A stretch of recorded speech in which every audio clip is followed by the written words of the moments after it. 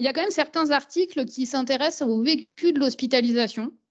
Et pour le coup, dans le vécu de l'hospitalisation, il y a une vraie tendance à confronter le choc entre les deux mondes. C'est comme ça que c'est souvent décrit. C'est-à-dire, c'est les soins standardisés de l'hôpital versus les soins sur mesure du domicile, et qui sont plus décrits dans la pédiatrie des enfants qui ont vécu une partie de leur temps à domicile et qui retournent à l'hôpital ou qui ont des séjours hospitaliers. Et c'est là qu'on se dit, effectivement, en termes de protocole de soins, comment on fait pour concilier un peu ce sur-mesure vers lequel on a l'impression de vouloir aller et en même temps d'avoir quelque chose d'homogène. Et probablement dans les pratiques de soins, dans les protocoles, dans les observations, vous avez d'autres expériences aussi? À Strasbourg peut-être Oui, c'est pour ça qu'on va plutôt parler, je pense, de recommandations de bonnes pratiques. C'est peut-être, moi, je trouve que c'est un terme qui est un peu plus approprié, peut-être que protocole, qui finalement fige peut-être assez les choses, alors que finalement, une recommandation de bonne pratique va laisser place quand même à l'observation du bébé, à l'individualisation des soins. Oui, les protocoles sont plus adaptés dans les... Oui, pardon, je t'ai coupé. Non, je disais que le terme de protocole est plus adapté dans les soins techniques qui doivent être très réglés, très, très stricts. En ce qui concerne les soins de nursing et de développement, c'est vrai que l'harmonisation est un terme plus approprié. Maintenant, on a quand même besoin d'avoir des grandes lignes pour la sécurité, les règles d'hygiène.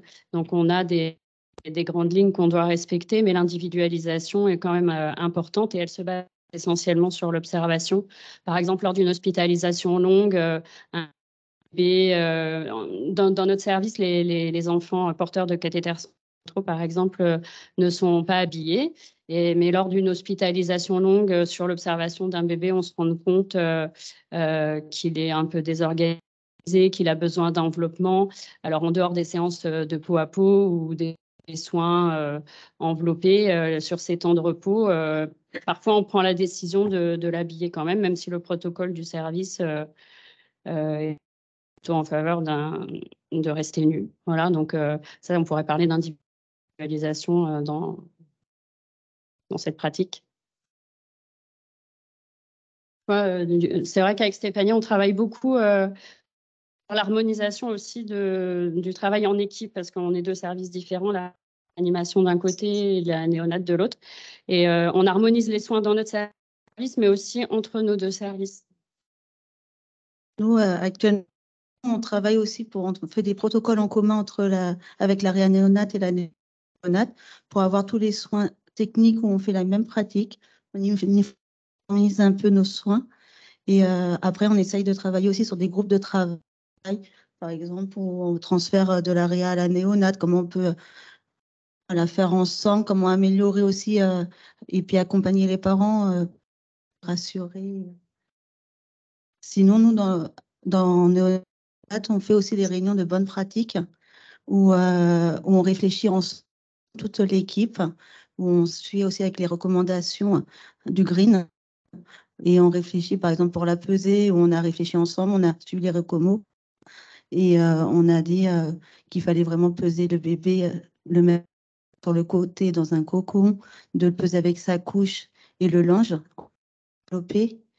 Et après, on l'écrit, on fait des comptes rendus et on écrit et on l'envoie aussi par mail à toute l'équipe pour vraiment suivre ces recommandations, avoir vraiment une seule pratique. C'est vrai que ce n'est pas antinomique avec la question de l'individualisation des soins. On voit bien à partir du moment où ça part de l'observation. D'ailleurs, dans les services implantés de NIDCAP, comme dans le tien Aurore ou aussi à Strasbourg, on voit bien que ces observations, elles sont prioritairement proposées aux grands prémas qui ont un parcours long pour que justement on puisse individualiser et en même temps homogénéiser. Comment ça se passe à Strasbourg? Dis-nous. C'est ce que tu sais, on privilégie les enfants les plus prématurés, les plus vulnérables pour justement pouvoir individualiser les soins dès le départ et surtout inclure les parents. Ça a une tâche importante quand même. Enfin, c'est un des rôles importants de l'observation aussi du coup. Bien sûr. Alors, l'observation, oui, d'accord, mais concrètement, on est toutes des personnes différentes, avec des formations différentes, et même au sein d'une même formation, on n'a pas tous le même canevas d'observation. Et ça peut être un vrai point d'échauffement parfois, quand on est là autour du même bébé et on ne voit pas tous la même chose au même moment. Et puis après, sur la question de l'impact dans les pratiques, il y a observer le bébé, puis il y a aussi les habitudes de soins. Moi, ça fait longtemps que je fais comme ça, puis ça marche bien. Et puis, j'ai l'habitude comme ça va bien comme ça, c'est du bon sens. Sauf que finalement, le bon sens des uns n'est pas le bon sens des autres. Et c'est un peu on voit bien ce qui peut mettre en difficulté les stratégies d'implantation suite à des réflexions autour des innovations qui peuvent être développées une partie de l'équipe, mais qui même au sein d'un même service ont du mal à apprendre. Aurore, elle nous l'a dit ce matin, elle fait partie du Green, elle travaille sur des robots. Et puis quand on lui pose la question, et dans ton service, très honnêtement, tu nous dis, non, en fait, on n'y arrive pas. On voit bien quand même, il y a quelque chose qui fait que c'est compliqué. Alors là, se pose la question des supports.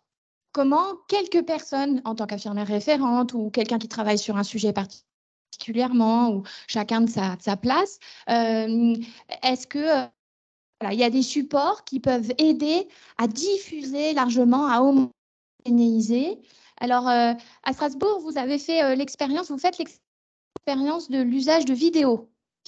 Oui, alors on a dans chaque unité de soins, en fait, on a mis un ordinateur qui est étiqueté ordinateur NIDCAP, qu'on a mis en place. En fait, on a fait en 2015-2016, on a fait des formations régionales en Alsace pour justement diffuser les soins de développement.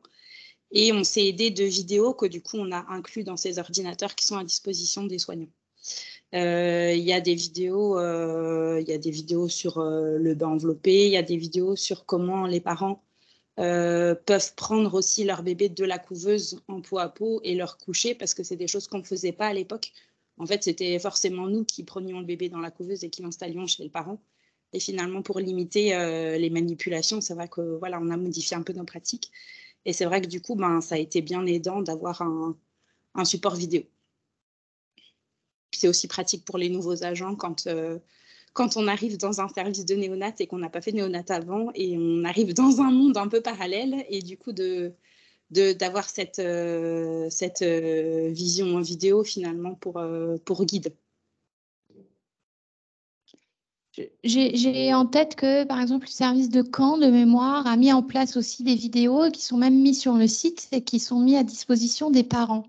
Alors, moi, quand je vois des vidéos comme ça, je trouve ça chouette. Et en même temps, le risque, c'est que finalement, le déroulé soit un peu verrouillé, vous voyez. C'est un peu comme pour les protocoles, finalement, que le déroulé et les différentes, peut-être, étapes par lesquelles il faudrait passer obligatoirement soient un peu verrouillés par le modèle vidéo. Alors, soit on met en place plusieurs vidéos avec plusieurs déroulés différents, mais à partir du moment où on travaille avec les parents, et on a bien compris, on est tous d'accord que c'est ce qu'il faut faire, c'est ce vers quoi il faut tendre, comment en même temps, toujours, on va toujours aller chercher les mêmes questions, comment individualiser en fonction de ce que nous montre le bébé, et puis en même temps des souhaits et des habitudes des parents. C'est un vrai questionnement, parce que ça peut être un peu un boomerang dans lequel ensuite, qui nous revient, dans lequel on peut s'enfermer et de rester figé dans les pratiques, au risque qu'il y ait après les bonnes pratiques identifiées et puis un professionnel qui n'irait pas dans ce sens-là, qui serait stigmatisé comme n'accompagnant pas avec les bonnes pratiques. Alors voilà, individualiser pour le bébé, c'est bien. Et puis du côté des parents, c'est encore un autre sujet, autre volet. Effectivement, c'est intéressant de question de stigmatiser les soignants qui ne seraient pas conformes aux bonnes pratiques, mais parfois aussi les parents. Moi, ça m'est arrivé, et peut-être pour vous aussi, mais d'essayer de faire un bain enveloppé à un bébé, à une maman qui, en fait, n'était pas du tout à l'aise culturellement parlant avec cette approche du bain enveloppé, parce que d'origine africaine, c'est pas, enfin, sans être stigmatisante, mais en tout cas, dans sa représentation de ce que c'était un bain à son bébé, il fallait que ça mousse, il fallait qu'il y ait de l'eau partout, il fallait qu'il soit propre. Et du coup, est-ce que finalement, les soins homogènes pour cet enfant-là, c'est de coller aux recommandations de bonne pratique qui serait de faire le bain enveloppé pour que l'enfant soit bien, ou est-ce que de faire en sorte que ce bébé soit toujours exposé à des soins qui soient réguliers. Quand tu disais au début, effectivement, l'approche et la régularité, la rythmicité de la réponse aux signes de stress comportementaux de l'enfant, c'est ça, enfin, en termes d'homogénéisation des pratiques, c'est un peu ça qu'on aura envie d'avoir, d'apporter à chaque enfant des soins qui soient homogènes dans sa propre routine de soins. Est-ce qu'il faut pour autant coller à des recommandations strictement parlant? Je sais pas, c'est compliqué. Comment vous faites pour travailler avec les parents du coup sur cette question des bains, par exemple? Alors, c'est vrai qu'en réanimation néonatale, des bains, on n'en fait pas beaucoup. On travaille, il y a un groupe de travail justement sur les toilettes enveloppées, les bains enveloppés. C'est en cours et justement pour effectivement le moyen de diffuser, parfois c'est pas facile. On s'appuie vraiment, on fait au maximum les soins avec les parents effectivement et c'est pas toujours en accord avec les recommandations que nous on a très standardisées effectivement. Le principal c'est quand même la relation du parent avec son enfant. Donc à partir du moment où les grandes règles d'hygiène, que le bébé n'est pas mis en insécurité, sont respectées. On suit un petit peu les parents, par exemple, la règle toute simple, je ne sais pas, on fait un bain, la seule règle qu'il va y avoir, c'est on sèche la tête en premier pour éviter les risques d'hypothermie. Ensuite, on le met en peau à peau, mais le reste du soin en tant que tel, peu importe qui lave le bras en premier ou le pied, si la relation avec l'enfant est conservé et même amélioré. Voilà, donc on homogénéise, mais je ne sais pas si disons qu'on harmonise et on reste en accord avec nos pratiques, mais l'important, c'est le bébé et son parent.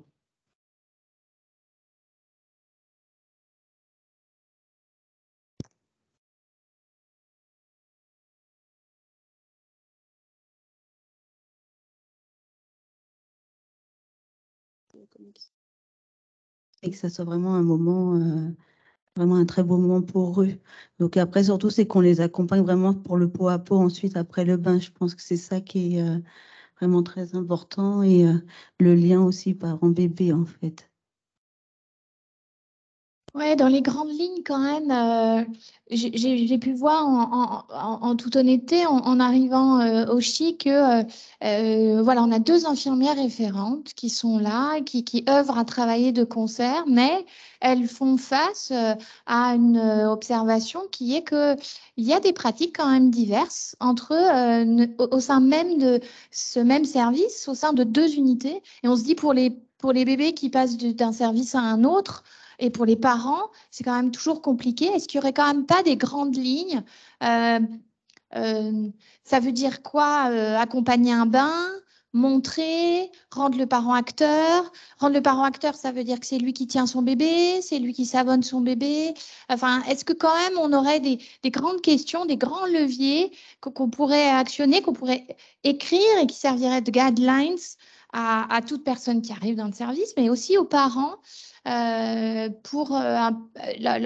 vu quand même des outils comme le jardin ou les arbres tout à l'heure. Je pense que peut-être que je me suis dit que peut-être finalement l'harmonisation des pratiques des soins de nursing, il pourrait trouver des formes plus dessinées ou des formes plus variées avec des points aussi d'autonomisation des parents et de part active des parents, mais qu'on pourrait se repérer aussi.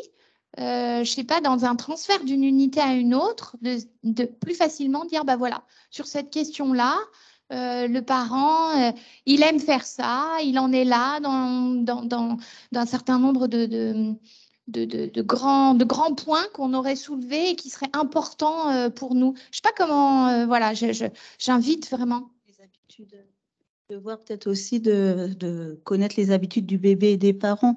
Par exemple, quand ils sont en réanéonate, les infirmières elles ont observé un peu les habitudes. Même les parents peuvent nous noter aussi, mon bébé, il aime bien quand il est enveloppé, mon bébé n'aime pas être enveloppé dans le bain. Et nous, comme ça, on suit, par exemple, sur un schéma, sur une feuille, et quand il arrive en néonate, on sait déjà ses habitudes et on peut reprendre ses habitudes avec les parents et apprendre à connaître le bébé et les habitudes aussi. c'est pas utilisé en tant que tel, mais on a, pour tous les bébés hospitalisés, on a un cahier de vie qui est Raconte-moi mon histoire, qui donne des petites explications sur les soins un peu de tous les jours. Et puis, ça reprend les grands événements, le poids de naissance, le premier pot à pot en photo, voilà, quelques photos. Mais ça pourrait aussi servir de livret de transfert, par exemple, d'un service à un autre avec la partie habitude de vie en photo, en dessin. Après, ça, c'est pour diffuser effectivement pour un transfert, mais il y a aussi la diffusion à l'équipe entre guillemets, des règles de bonne pratique et c'est pas toujours facile. Je sais que dans ma pratique de tous les jours, de temps en temps, j'essaie de suivre les équipes dans les soins à 4 mains. Et essentiellement pour les nouveaux professionnels, c'est aussi le moment de diffuser voilà, les règles de bonne pratique, les protocoles du service, sans jugement et en amenant le professionnel, en fait, sans lui expliquer ce qu'il faut faire, mais en l'amenant à réfléchir à comment le faire et à observer le bébé et à aller dans son sens, en fait. Et ça, c'est aussi une façon de diffuser l'essence du service. Quand on a préparé la table ronde et qu'on a parlé des parents, Karine, tu as rebondi en disant oui, d'accord, s'appuyer sur les parents, oui, d'accord. Mais quand même, parfois, on n'a pas les parents souvent là, donc on ne peut pas s'appuyer sur leurs habitudes, ce qui marche bien pour eux, etc. Donc, OK, on se base sur l'observation des bébés, mais alors, les recommandations de bonne pratique, les guidelines et tout ça, tu as dit oui, moi, j'ai découvert que c'était bien de s'appuyer sur les recommandations existantes et tout ça. C'est vrai que depuis que tu es dans le service, j'ai appris à lire de la littérature et c'est vrai que à chaque fois que je veux faire passer quelque chose en ce moment, je parle beaucoup de littérature. Et c'est vrai que quand il y a une petite question comme pour, par exemple, la pesée enveloppée en néonat, je me plonge dans les recommandations avec les niveaux de grade en sachant que, effectivement, le niveau 1, c'est quelque chose qui devrait être utilisé, il n'y a même pas à en discuter. Donc, je m'appuie là-dessus aussi pour faire passer les choses. Et c'est facile aussi d'avoir un appui. Oui, c'est une nouvelle culture. Alors maintenant, il faut un peu la diffuser dans tous les services, en tout cas, qu'on passe cette habitude. C'est un peu nouveau pour moi, j'avoue. Et il y a aussi le fait qu'on travaille beaucoup en équipe avec Stéphanie et que notre but, c'est d'homogénéiser d'harmoniser les pratiques entre nos deux services et d'avoir un peu les mêmes façons de travailler. C'est important pour les professionnels et c'est important surtout pour les bébés dont on s'occupe et pour les parents qui vont, les bébés qu'on a en réa vont être les bébés qui vont être en néonat. Parfois, c'est difficile pour eux de passer parce qu'il y a des différences de pratique. Donc, c'est important aussi de pouvoir travailler un peu pareil, sachant que les bébés n'ont pas les mêmes... c'est des bébés qui ont grandi et qui n'ont pas les mêmes besoins. Mais travailler dans la continuité, c'est important. C'est vrai que pour faire ça, beaucoup aussi, puisque je coordonne le parcours d'intégration des nouveaux professionnels et je rejoins ce besoin qu'on a quand même d'avoir des supports qui sont formateurs aussi pour les jeunes professionnels qu'on engage, en fait, parce que c'est bien de dire qu'effectivement, il faut observer le comportement du bébé, mais ce n'est pas si évident que ça.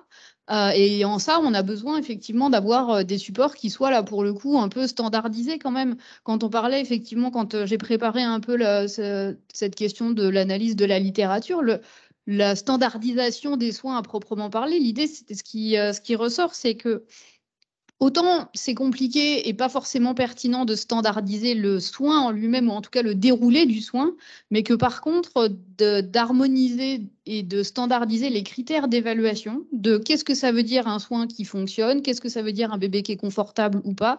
Là, d'avoir des grilles d'évaluation, on l'a vu pour la douleur, mais c'est le même principe pour le comportement, de pouvoir transmettre des supports qui soient didactiques pour les jeunes professionnels notamment et pour les parents, de se dire que voilà, comment on reconnaît que l'enfant, ça lui convient ou ça lui convient pas? Comment on arrive à l'observer? Et c'est ce que tu dis quand vous faites l'accompagnement comme ça pour les soins à 4 mains. C'est pas tellement de dire c'est dans cet ordre-là qu'il faut faire les choses. C'est de se dire qu'est-ce qu'on regarde chez l'enfant pour savoir si ça fonctionne ou si ça fonctionne pas. Et finalement, c'est probablement ça qui sous-tend cette question d'individualiser les soins, tout en harmonisant et en homogénéisant les pratiques, pas tant les pratiques de déroulé du soin, mais plutôt les pratiques d'observation et de lecture du comportement de l'enfant, en fait. Oui, je suis certifiée NIDCAP aussi et j'ai toujours été surprise quand je faisais des observations de voir que sur des soins très techniques, coûteux, hein, il y a beaucoup d'anticipation, il y a beaucoup d'organisation et finalement, au décours de ces soins-là, les enfants sont plutôt peu inconfortables, peu stressés. Et par contre, dans ces soins de nursing ou dans les transferts pour le poids-pot ou autre, le changement de couche et autres, c'était ces moments-là où les bébés étaient le plus déstabilisés. Donc, enfin, voilà, si on a mis en place cette table ronde, c'est qu'il y a vraiment, et quand on l'a préparé, en discutant, en sollicitant diverses équipes, il y a quand même peu de services qui réfléchissent à la rédaction de recommandations de bonnes pratiques, alors que ça soit des rédactions plus ou moins, voilà, sans le dérouler, comme tu disais, peut-être des vidéos, etc. Mais je pense que les supports, c'est quelque chose qui ne doivent pas aller à l'encontre de l'individualisation, tant du côté du bébé que des parents. Franchement, je pense que c'est un point qui est vraiment important parce que ça reste quand même un point complexe qui se répète en plus et qui se répète et qui fait que si ces personnes dépendantes, en fonction de chaque personne qui s'occupe du bébé, moi j'ai l'habitude comme ça, eh ben, on perd ces repères d'expérience qui doivent donner des points d'ancrage au bébé et pas des points de déstabilisation des parents évidemment aussi. Voilà. D'autres points, mesdames? Moi, voilà, grosso modo, j'ai dit ce qui me semble. J'en ai déjà parlé, mais comme tu rebondis sur des règles à établir un peu, c'est vrai qu'en ce moment, on a un groupe de travail sur les soins d'hygiène et la toilette qui ne vise pas à donner une règle définie, mais effectivement des grandes lignes comme ça sur l'observation des temps de sommeil, sur la date, enfin, le terme de la première toilette, quand on ouvre la première fois l'incubateur. Quelle position est préférable pour le change de couche, enfin, à quelle régularité, à quelle fréquence la toilette, qu'est-ce qu'une toilette complète, quand le premier bain, le poids, le terme. Donc voilà, des grandes lignes à respecter et ensuite à suivre l'observation et à ne pas être calé complètement. Mais enfin, il y a des grandes règles à respecter quand même. Il y a aussi des grandes, mais aussi à l'observation du bébé. Et oui, on doit faire une toilette, mais si aujourd'hui il est fatigué, il est voilà, bah on peut dire bah non, on ne la fait pas aujourd'hui, on le fera demain et on ne le fera pas à 10 heures, on le fera à 16 heures parce que maman et papa seront là à 16 heures. Donc vraiment s'adapter aussi, même s'il y a des règles, il faut vraiment s'adapter à l'observation du bébé et à la famille aussi. Parce que oui, le mardi, c'était la toilette, mais maman et papa ne peuvent pas être là à ce moment-là. On peut se dire, c'est pas grave, on le fera mercredi, ou on le fera lundi. Voilà, mais vraiment s'adapter aux bébés et aux familles aussi. Oui, j'aurais ajouté aussi, oui, à adapter en fonction aussi de l'agenda qu'on a prévu pour le bébé. S'il y a des examens qui sont prévus, si on fait un fond d'œil, on ne va pas faire de toilette. Enfin, nous, on va s'adapter là-dessus. Après, c'est vrai que c'est des choses très informelles. En fait, on n'a rien d'écrit. On n'a pas de recommandations de bonne pratique écrites non plus, mais c'est vrai que ça donne des pistes de travail pour pouvoir un peu guider tout ça et poser tout ça sans trop poser finalement et de s'adapter. Et puis, de ne pas avoir peur en tant que soignant de se dire on n'a pas fait la toilette ce matin, il faut que je la laisse à ma collègue de cet après-midi, de ne pas avoir peur de ça aussi parce que voilà, on a un projet de passer en 12 heures, ça changera peut-être les choses de ce côté-là, mais c'est vrai qu'on entend aussi cette partie-là. Enfin, peut-être vous ne l'entendez pas chez vous, mais voilà, ça s'entend encore. On a tendance à stigmatiser tout le monde en fait, hein.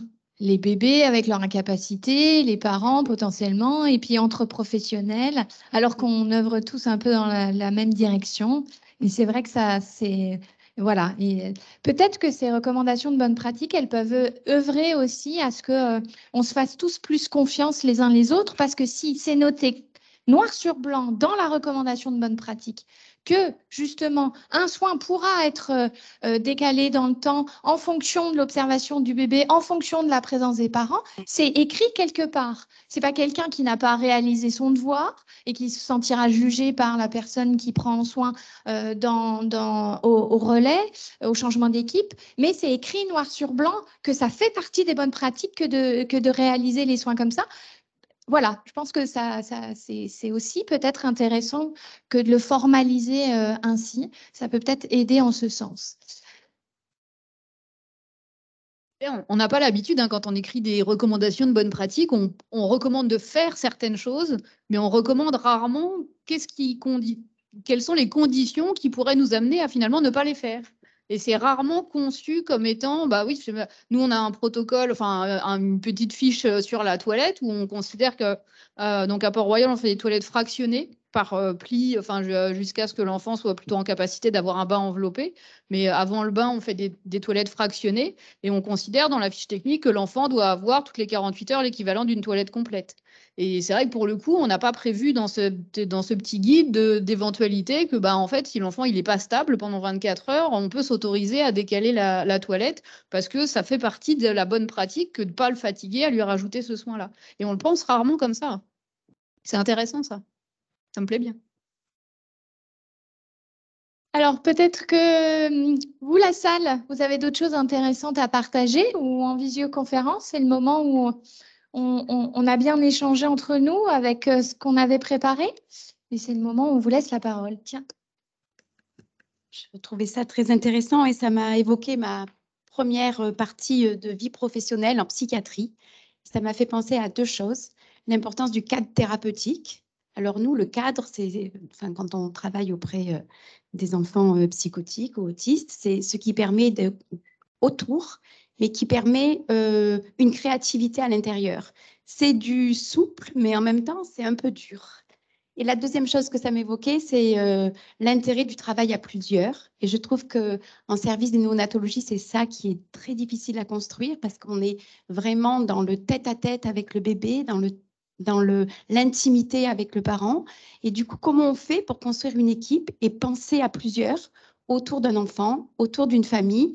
Et je crois que là, on manque d'outils dans ces services-là pour aller du travail individuel au travail à plusieurs.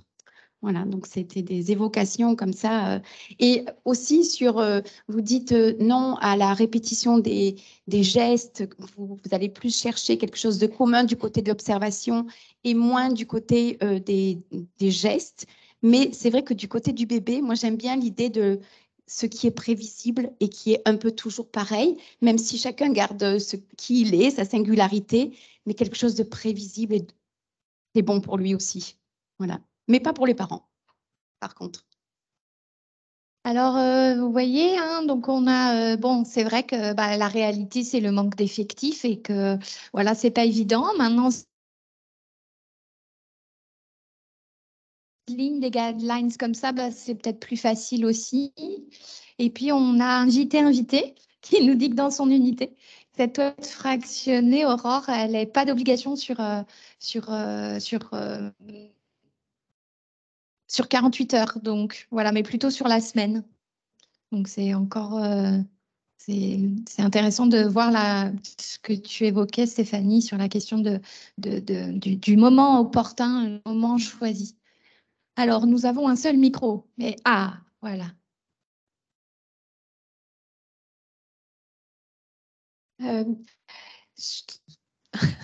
Je pense que la question, elle est quand même sur la finalité de tout ça. Pourquoi est-ce qu'on veut harmoniser, etc. Tout. Dans les services de néonat, on a une énorme discontinuité relationnelle avec les soignants, parce que c'est quand même, ça me semble extrêmement compliqué de maintenir la continuité relationnelle totale. Bien sûr qu'on essaye de la maintenir, je pense, au maximum, mais total, non.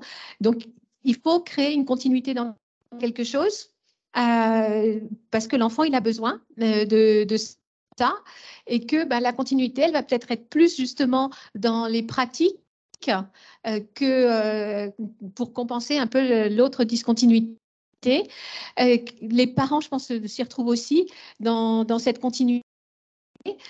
Après,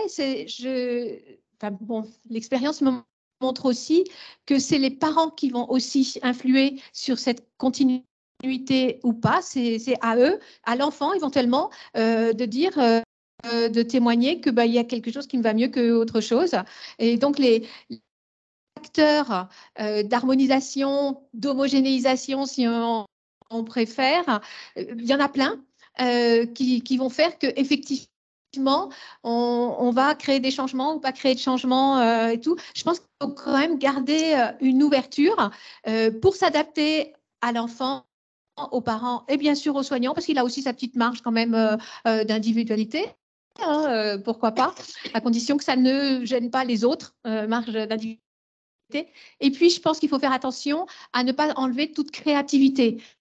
Et on a vu là, dans les recherches qui existent, que si on veut faire toujours pareil pour créer de l'harmonisation et de l'homogénéisation, on va empêcher, bien sûr, tout changement et tout. Et que donc, c'est un sujet extrêmement complexe et très intéressant. Et je vous admire d'avoir mis ça comme table ronde pour finir cette journée.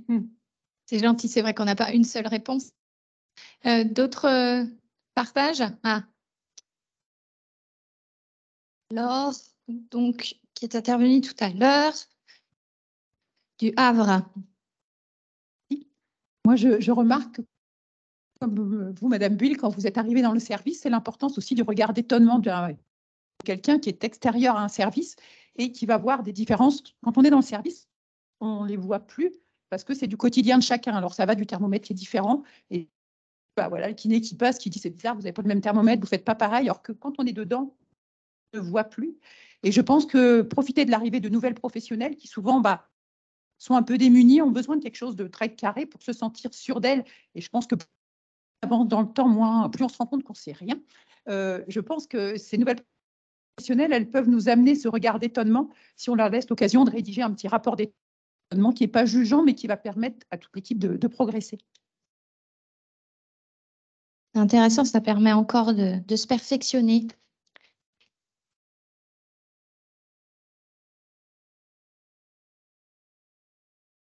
Donc, moi aussi, je trouve ce sujet très, très intéressant et je trouve que le regard partagé qu'on peut avoir dans une équipe selon sa profession, selon tout ce qu'on a parcouru aussi dans son parcours de vie et professionnel et personnel, riche et que heureusement je trouve que c'est important de pouvoir s'y confronter et d'avoir des temps aussi pour ça.